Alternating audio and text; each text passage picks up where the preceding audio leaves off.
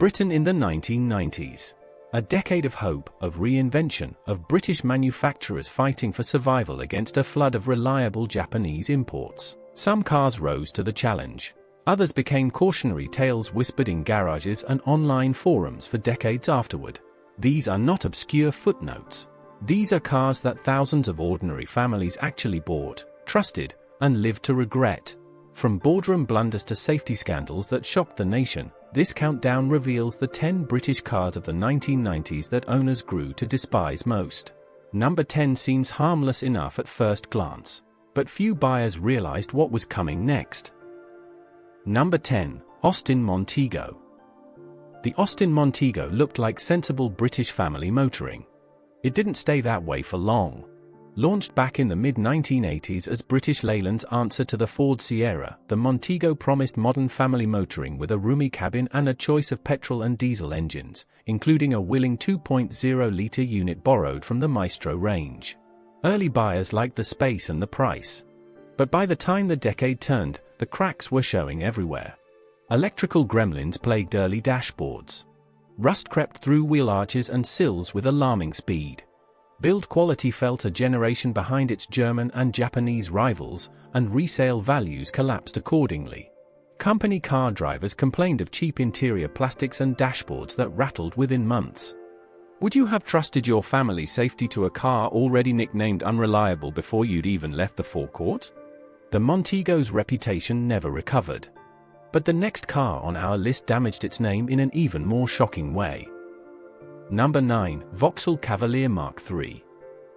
Vauxhall Cavalier Mk3 should have been a triumph. Instead, it became a symbol of corporate compromise. Built in Luton from 1988 through the decade, the Cavalier offered a range of petrol engines, from a modest 1.6-litre to a punchy 2.0-litre GSI variant, and it sold by the hundreds of thousands to fleet buyers across Britain. On paper, it looked like a winner. In practice, owners discovered a different story. Cam belt failures became notorious, often striking without warning and destroying engines that should have lasted years longer. Suspension components wore prematurely, and many owners reported clutch and gearbox issues appearing well before 60,000 miles. Press reviewers praised its handling but quietly noted its flimsy trim and underwhelming long-term durability. Do you remember seeing one broken down on a British motorway, bonnet up, owner staring helplessly inside? Believe it or not, the next entries on this list become even more frustrating, and one of them shocked an entire nation. Number 8. Rover 800. The Rover 800 was built with genuine ambition, a British flagship meant to humble BMW and Mercedes on their own turf. Launched in 1986 and heavily revised into the 1990s, the 800 offered a luxurious cabin, smooth six-cylinder Honda-derived engines, and the kind of badge prestige that should have made it a boardroom favorite. For a while, it nearly worked. But underneath the elegant styling lurked persistent electrical faults that left dashboards flickering and central locking failing at the worst possible moments. Owners reported the diesel variants feeling underpowered and noisy compared to rivals, while the much-publicized facelift model struggled to shake off a reputation for unreliable air conditioning and troublesome wiring looms. Fleet buyers who'd hoped for German rigor instead found themselves booking repeat trips to the dealership. Would you have paid premium money for a car wearing a premium badge, only to feel like you'd bought a gamble? The story behind number 1 is still discussed by enthusiasts today, but we're not there yet. Number 7. Jaguar XJ40. The Jaguar XJ40 carried one of Britain's proudest badges into deeply troubled waters. Developed across the 1980s and sold well into the early 1990s, the XJ40 offered elegant styling and smooth six-cylinder power, including the respected AJ6 engine in 3.6 and 4.0-litre forms. Critics admired its ride and refinement. Owners, however, soon discovered an electrical system seemingly designed to test their patience. The digital dashboard, ambitious for its time, frequently malfunctioned, displaying false warnings or failing entirely. Cooling system failures became a recurring nightmare, with head gaskets prone to giving way on certain variants. Rust around the sills and rear wheel arches appeared faster than buyers expected from a luxury flagship. Could you imagine spending your savings on a prestige Jaguar, only to spend your weekends underneath it? Yet this car still isn't the most hated model on today's list. The real engineering disaster was still ahead of us. Number 6. Rover 100. Rover 100 forces its way into our countdown, and for reasons that go far beyond simple unreliability. Originally launched as the Austin Metro back in 1980, the car soldiered on into the 1990s rebadged and lightly updated, still using aging underpinnings and a familiar 1.1 to 1.4-litre engine range. For budget-conscious families, it remained an affordable choice throughout the decade. Then, in 1997, Euro NCAP crash tests delivered a verdict that shook the British motoring press to its core. The Rover 100 scored disastrously, its structure collapsing in ways that left safety experts horrified and parents who'd bought one for their teenagers deeply alarmed. Sales evaporated almost overnight. Rover scrambled to defend an aging platform never designed for modern crash standards. Would you have kept driving yours after watching that footage on the evening news? The damage was immediate and irreversible. But the next car's failure crept up far more slowly, and arguably hurt owners even more. Number 5. Rover 200 Series. Rover 200 Series introduced an entire generation of British drivers to a phrase that still makes mechanics wince: head gasket failure. Built through the 1990s with Rover's own K-Series engines in 1.1 to 1.6-litre form, these cars were praised initially for refined, eager performance and genuinely pleasant handling. But the K-Series had a fatal design flaw.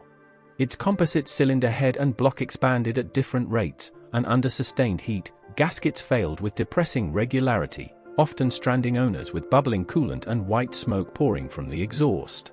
Independent garages built entire side businesses around repeated head gasket replacements. Owner forums filled with frustration as the same fault returned again and again, sometimes within a single year of repair. Have you ever owned a car that broke your trust not once, but repeatedly? The next entry on our list wasn't about reliability at all. It was about something far more humiliating. Number 4. Aston Martin Virage. Aston Martin Virage wore a badge synonymous with British glamour, yet hid problems that embarrassed the marque throughout the early 1990s. Built from 1989 and sold deep into the decade, the Virage carried a handcrafted 5.3-litre V8, later enlarged and supercharged for serious performance credentials.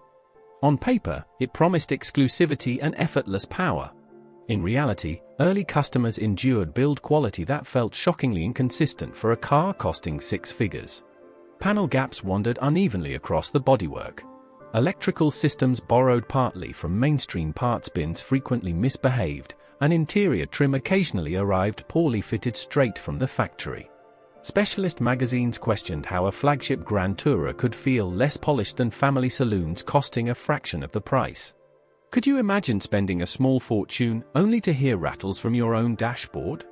The next 3 entries are where this list turns genuinely shocking, starting with a car everybody thought they could trust.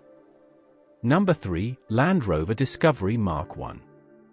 Land Rover Discovery Mk1 was beloved by adventurous British families, yet quietly notorious among those who lived with one daily.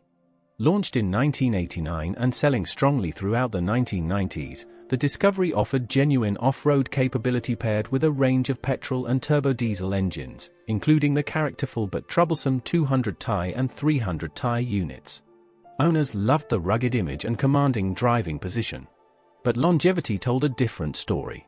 Head gasket issues struck certain engine variants, electrical faults crept through aging wiring looms, and rust attacked chassis rails hidden from casual inspection, sometimes catastrophically. Owners reported window regulators failing constantly, while interior trim aged poorly compared to rivals from Japan. Independent surveys repeatedly placed it near the bottom for dependability, despite its undeniable charm. Do you remember trusting one of these on a family camping trip, only for it to leave you stranded? But the real frustration was still ahead of us. Number 2. Vauxhall Vectra Mk1. Vauxhall Vectra Mk1 was meant to modernize Vauxhall. Instead, it became shorthand for disappointment. Launched in October 1995 to replace the much-loved Cavalier, the Vectra offered a wide engine range, from a humble 1.6-litre petrol to a smooth 2.5-litre V6, alongside genuinely improved underpinnings on paper. Early reviewers praised its motorway manners. Owners, though, soon felt short-changed. Steering racks leaked, clutches wore prematurely, and a routine clutch replacement demanded the entire engine be removed, turning a simple job into an expensive ordeal. Electrical faults crept through the cabin, dashboard rattles multiplied, and rear suspension bushes wore out far sooner than expected. Technicians who'd loved working on the Cavalier openly mourned its replacement. Would you have accepted a step backwards from a car you already trusted? Vauxhall improved things by 1998, but the damage to its name was already done. The next car, our most frustrating of the entire decade, still divides owners today. Number 1. Lotus Esprit V8. Lotus Esprit V8 is the most hated British car of the 1990s, and decades later, that title still holds.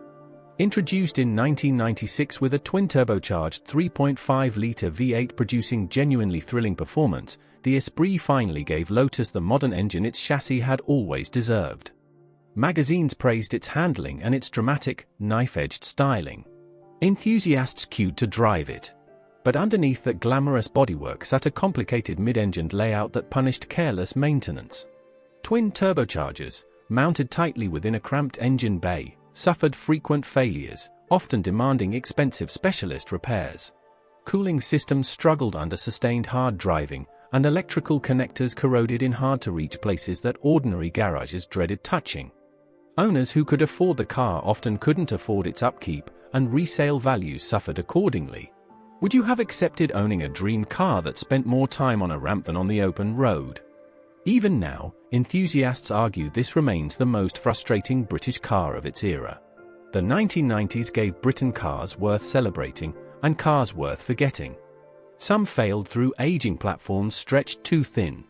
Others collapsed under impossible expectations, or simply ran out of money before they ran out of promise. What unites every car on this list is the gap between what buyers were promised and what they actually received, a gap that turned excitement into frustration, and pride into regret.